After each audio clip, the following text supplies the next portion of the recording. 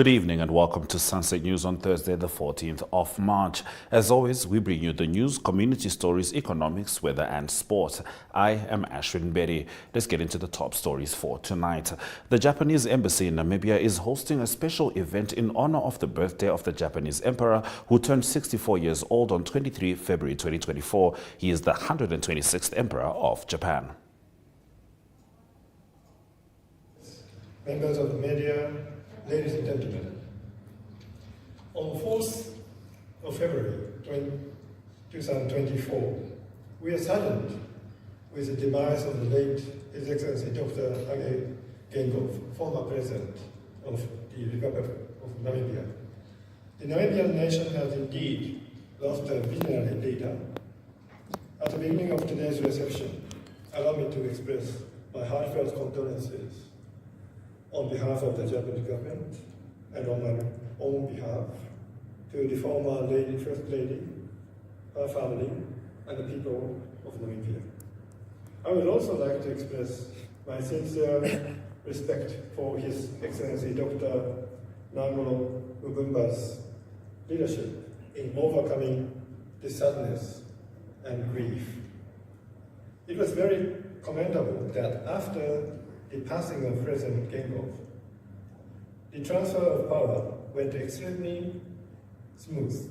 We are also very glad that President Geingob's state funeral was held as a very meaningful event that will be etched in Namibia's history in the future, despite the difficulties of a limited preparation period. Ladies and gentlemen, I welcome you and thank each and every one of you for coming here today, despite of your very busy schedules.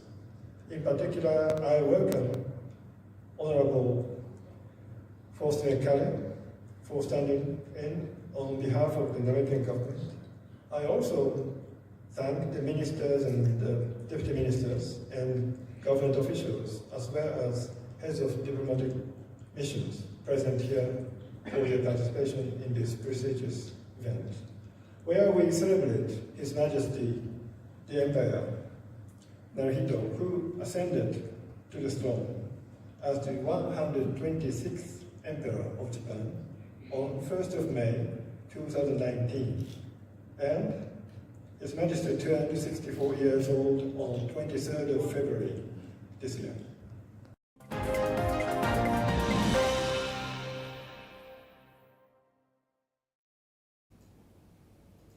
Now, Communications Regulatory Authority of Namibia CEO Emilia Nyikembwa has announced that the deadline for SIM registrations remains the 31st of March 2024. According to Nyikembwa, Namibia has 2,387,230 active SIM users across all networks, and 1,687,742 of these SIM cards have successfully been registered. MTC's registrations increased from 70% to 76% in January. Telecom, however, went from a 79% registration in January to 54% in February. Unregistered SIM cards will face suspension for 3 months starting April 2024. During this period, customers attempting to use any network will encounter a service unavailability and will receive a warning message, she also said. Seems like that deadline is final. Now, Namibia's population is expected to reach a figure of 6 million by 2050. An assessment by Ceres Capital has found. This follows the release of the preliminary census statistics this week by Namibia Statistics Agency, which now places the population at just over 3 million and marks a population growth of 114% over the last 12 years when the last national census was conducted. Holding all other factors constant, Ceres said the population would grow substantially as the world approaches the halfway mark of the century. Namibia's de facto population on the census reference night 24 September 2023 was 3,022,401. In 2011, the total population was 2,113,077, meaning a 43% increase from 2011 to 2023. This translates to an intercental annual growth rate of 3%, accelerating from 14%. At this rate, ceteris paribus, the total population growth is estimated to be over 6 million by 2050, Security, Sirius said. The latest census results also found that the Commerce region remained the most populous region with a total count of 495,605, up from 342,141 in 2011, accounting for a 44.6% increase. Now, this trend was also observable in the total population of Windhoek, which stands at 486,169, accounting for 98.62% of the region's residents. In terms of rank, Rundu follows in second place with a total count of 118,625, followed by Wavish Bay with a head count of 102,704, Sokomund in fourth with a head count of 75,921, and Oshakati with a total count of 58,696. Sirius noted that Oshoarungo's population witnessed a growth of 73.5%, making it the sixth largest local authority area. Now, Okahanja was the fastest growing urban locality with population up 99.5%, and this was according to Sirius. Now, an economist from Nedbank talks about Namibia, which is set to pilot the 4-day work week starting in April for 6 months. Good evening. I'm Sean Larner from Nedbank, and this question is addressed to the Honourable Minister Shimi. As an economist by training, I presume you're not doing the 4-week test that we are doing now, working 6 days a week. I just want to know, when you lay awake at night, what do you think about, what are you concerned, and your future view for Namibia? We are very excited. Thank you. In terms of my colleague from Nedbank, I'm glad to hear the optimism, and I think only people who are optimistic but who are also working hard can really contribute transformation. So I share in your optimism. What keeps us awake at night? The fact that we need to transform the economy so that we can employ more people in the economy. And again, we can only do that when you change the structure of the economy. So and to change the structure of the economy, we must look at different sectors. Not only agriculture, there are opportunities there. Not only in the film industry that Menangula is talking about. There are also opportunities in the green economy. And I think Namibia is well positioned to exploit opportunities in the green industrialization. When we hear about green hydrogen, in fact, we have stopped talking about green hydrogen. We're talking about green industrialization. So it comes with assembling of things like solar panel, critical raw materials that is needed to produce batteries. It's a whole value chain that we as Namibians, I think we are well positioned to exploit this. So I think we also need to start to change our mindset to realize that the future is becoming green. And those who are going to support the green transformation we will create opportunities, and we will also exploit those opportunities in the green space. I think that's something that we need to be aware of. Thank you.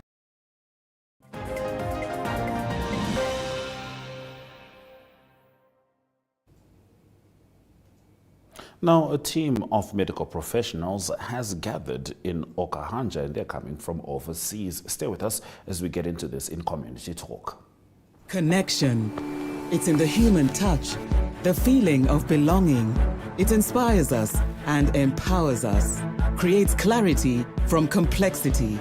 It starts new conversations, unlocks the power of advice, and makes an impact on your life.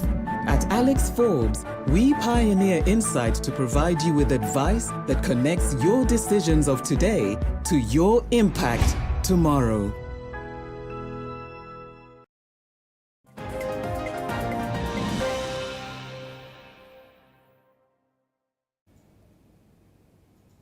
Now, a team of over 9 medical professionals from overseas has gathered in Okahanja to provide essential healthcare services to the local community free of charge, facilitated by the Samaritan Network Church. Their assistance encompasses a range of medical treatments and includes the provision of necessary medications. This collaborative effort also involves coordination with the Okahanja Clinic, enhancing the reach and impact of their humanitarian endeavors. You are still with Sunset News. Stay with us as we head into economic news, talking energy, poverty remaining a challenge.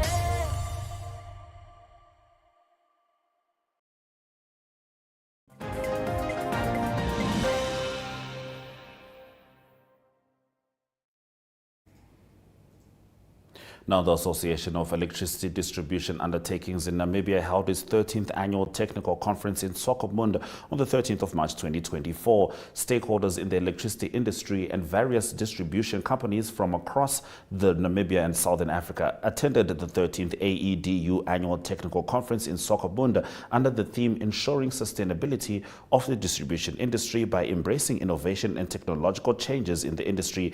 AMEU President Ndoamato Muchiza says energy poverty remains the main challenge facing society and industry. The mission should be to push the electrification to all households and mineral energy complexes in general. This must be done whilst investing in new generation capacity. Here he is with more.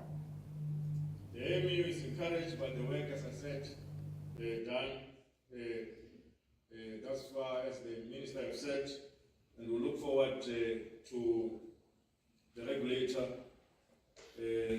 of course guided by the policymaker and all stakeholders towards the remaining rights become a reality. Because it's through them that you are able to extend that reach of ensuring that we are realizing universal access and access to electricity to the all part of our country, a citizen as such. We must continue, Electricity Control Board and NEMPower, to play your critical role, ensure that this becomes a reality. I call on all of us to commit to ensure that we play our collective roles or collaborative roles between ourselves, business and government and utilities,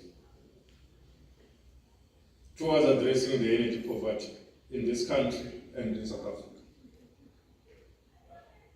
We might be value sitting at 92% energy access in South Africa. But if I tell you that in the city that I come from, I've got in excess of over 500 informal settlements. Not people, informal settlements.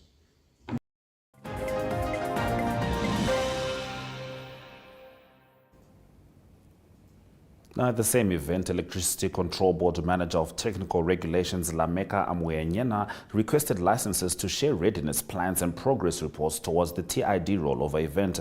Now, a progress meeting held on the 3rd of November 2023 resolved all licenses to target completing the TID rollover project by 31 July 2024 to allow 4 months of defense work time. Now, licenses are also required to provide monthly progress reports to the ECB to monitor progress. Now, AMEU President Muchiza highlighted the importance of the ECB and NAMPower to critically ensure this becomes a reality and not to fall into a similar crisis South Africa faced when pursuing universal access in line with the United Nations Millennium Goals and the development of new generation capacity. Deputy Minister of Mines and Energy Cornelia Shilunga mentioned that the National Integrated Resource Plan called for local generation of energy to increase from 624 megawatts to 879 megawatts by the year 2025. It is essential to emphasize the crucial role of the distribution network in advancing access to electricity, Shilunga said. The main aim of the meeting remains to ensure sustainability of the distribution industry by embracing innovation and technological changes in the industry. That's been our economic news story. Let's head over to the indicators.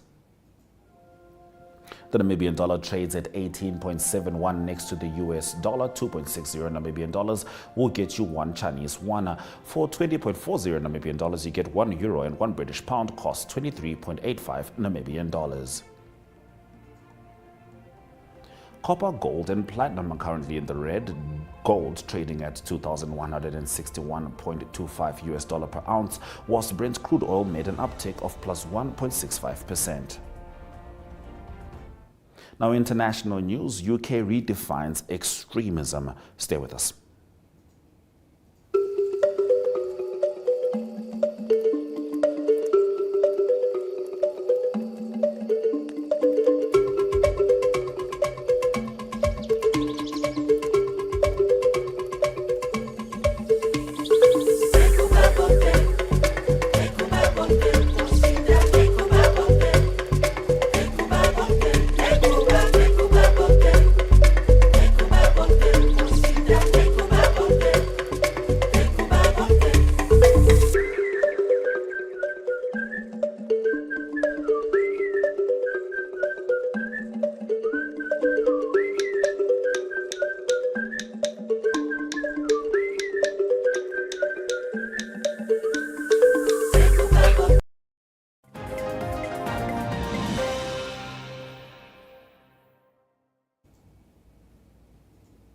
Let's get into our international news story. Britain unveiled a new definition of extremism earlier in response to an eruption of hate crimes against Jews and Muslims since October 7. And this was on the Hamas attacks on Israel, although critics said the change risked infringing on freedom of speech. Speaking in Parliament, Communities Minister Michael Gove outlined the new definition of extremism as the promotion or undermine or replace the UK's liberal parliamentary democracy or intentionally create an environment for others to achieve those results. Undermined by both incite hatred, weaken social cohesion, and ultimately it can lead to acts of terrorism. Across this House, I am sure that we would agree that organisations such as the British National Socialist Movement and Patriotic Alternative, who promote neo-Nazi ideology, argue for forced repatriation, a white ethno-state, and the targeting of minority groups for intimidation, are precisely the type of groups about which we should be concerned and whose activities we will assess against the new definition. The activities of the extreme right wing are a growing worry. The targeting of both Muslim and Jewish communities and individuals by these groups is a profound concern requiring concerted action. Organisations such as the Muslim Association of Britain, which is the British affiliate of the Muslim Brotherhood, and other groups such as CAGE and MEND give rise to concern for their Islamist orientation and views. We will be holding these and other organisations to account to assess if they meet our definition of extremism and will take action as appropriate. It is, of course, gravely concerning that the conflict in the Middle East is driving further polarisation. We've seen a terrible increase in anti-Semitic and anti-Muslim hate crime, as well as a very significant increase in radicalisation. Troublingly, there is also evidence that some Islamists and extreme right-wing groups and others who seek to tear our society apart are working together to maximise the reach of their message and cause.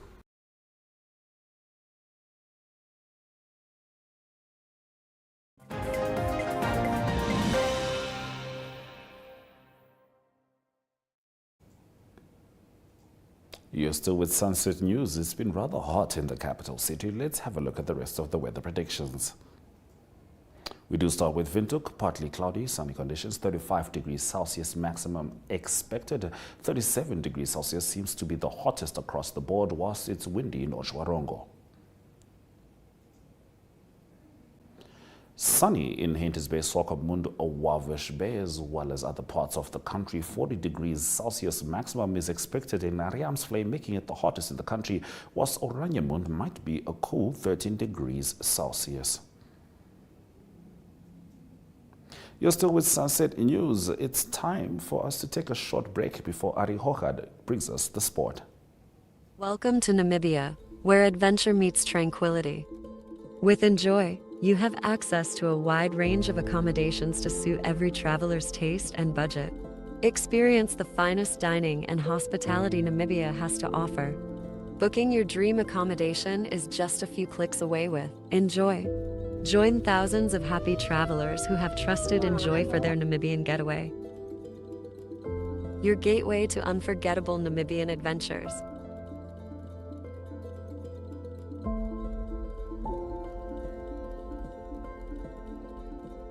Visit us today at enjoy.my.na.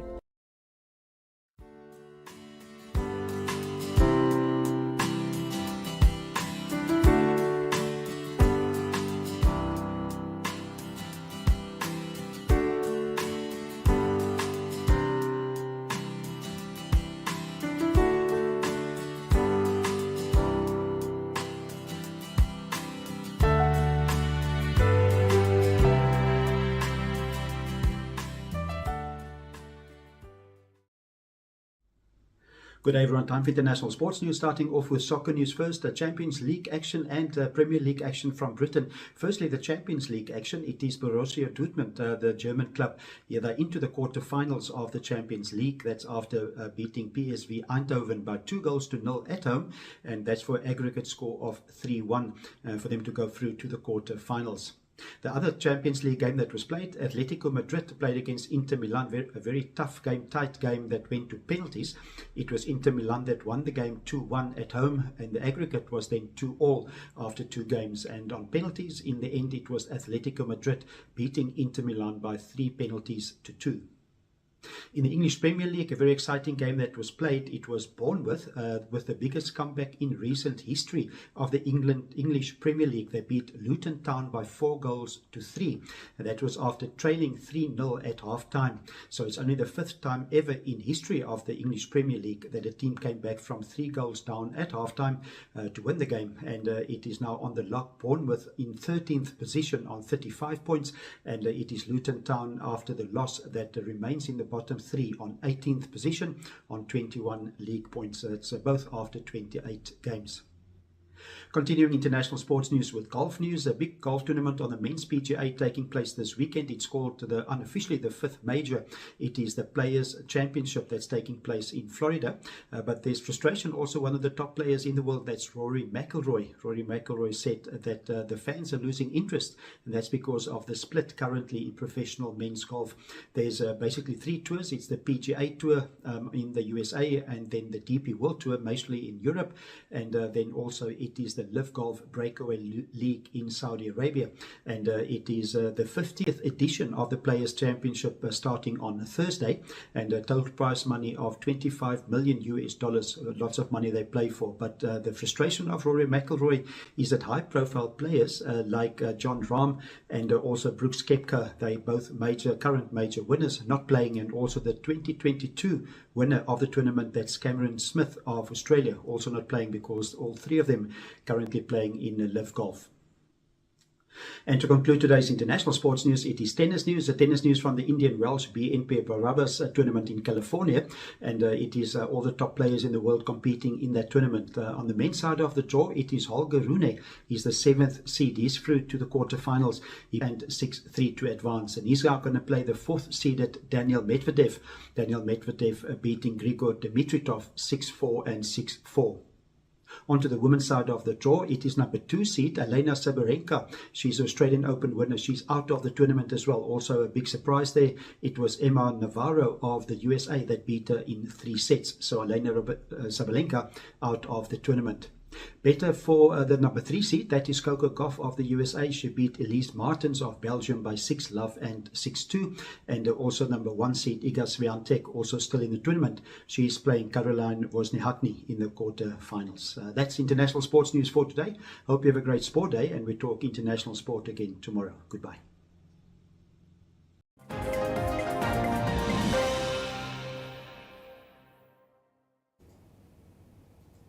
Sourcing news screens on DSTV2 at 5, GoTV 25, oneup2.com, and all our social media pages will make sure that they lead you to exactly where we can give you the news. My name is Ashwin Berry. Don't end your day without us.